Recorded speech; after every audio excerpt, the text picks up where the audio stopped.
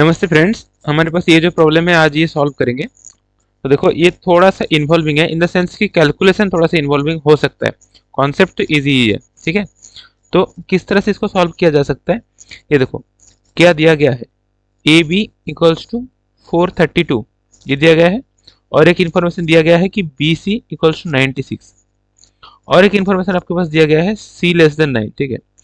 But पता है दोस्तों, इस पूरी प्रॉब्लम में सबसे इंपॉर्टेंट इन्फॉर्मेशन क्या है, वो पहला लाइन है कि ए बी सी तीनों पॉजिटिव इंटीजर्स है। ये सबसे इंपॉर्टेंट इन्फॉर्मेशन है। क्यों? क्योंकि देखो ये तो आपको दिया गया कि बी सी इक्वल्स टू 96 और आपको सी दिया गया है लेस देन 9। इसका मतलब सी का वैल्यू क्या हो सकता है? 8 7 6 5 4 3 2 1। इन 8 नंबर में से कोई एक होगा, ठीक है। अब देखो हमें ये भी पता है कि बी भी पॉजिटिव इंटीजर है। इसका मतलब है कि हमें सी की वैल्यू के लिए वो नंबर सिलेक्ट करने पड़ेंगे जो 96 को डिवाइड करता है। तो 96 को कौन कौन नंबर डिवाइड करता है? ये पहली सबसे बड़ी बात है कि 8 डिवाइड करती है, ठीक है। तो क्या होता है 8 इंटू 12। तो ये सी की वैल्यू हम गेस कर रहे हैं, है ना।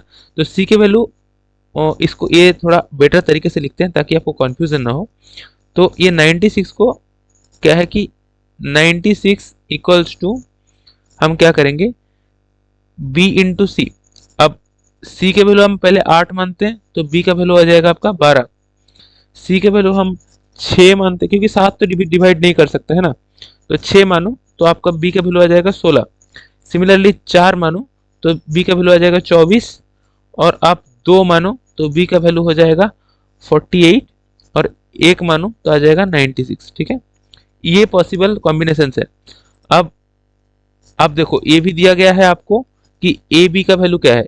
ए बी का वैल्यू है 432, यानी कि इन हर एक केसेस में हम ए का भी एक वैल्यू निकाल सकते हैं। तो ए इधर कर लो और 432 को 12 से डिवाइड करो, क्या आएगा? ये आएगा आपका 36, ठीक है, ए का वैल्यू। और अगर बी का वैल्यू आप 16 मान लोगे तो आपका वैल्यू आएगा 27, है ना। अगर 24 मान लोगे तो आपका ए का वैल्यू क्या आ जाएगा 18, ठीक है।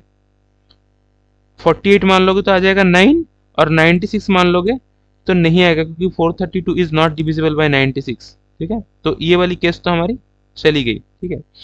अब इन केसेस में इन तीनों केस मतलब कितने केसेस बचे? 4 केस बचे। इन 4 केसेस में आप a प्लस बी प्लस सी का वैल्यू निकालो, क्या आएगा आपका? फर्स्ट केस में आपका a प्लस बी प्लस सी का वैल्यू आएगा 56। नेक्स्ट केस में वैल्यू आएगा आपका 49। उसके नेक्स्ट केस में आएगा 46, और उसके नेक्स्ट केस में आएगा 59। तो इनमें से सबसे छोटा क्या है? क्योंकि स्मॉलेस्ट पॉसिबल बोला जा रहा था ना, सबसे छोटा है 46, यानी कि हमारी आंसर आ गया दोस्तों 46, ठीक है। इस तरह से इस प्रॉब्लम को हम सॉल्व कर सकते हैं, ठीक है। देखो प्रॉब्लम बहुत डिफिकल्ट नहीं था, बस कैलकुलेशन थोड़ा सा आपको यहाँ पे करना पड़ सकता है कि ये है मतलब ये 12 है, ये 16 है, डिवाइड बेसिकली 432/12 कितना होता है? 36 होता है। 16 कितना होता है? 27 होता है।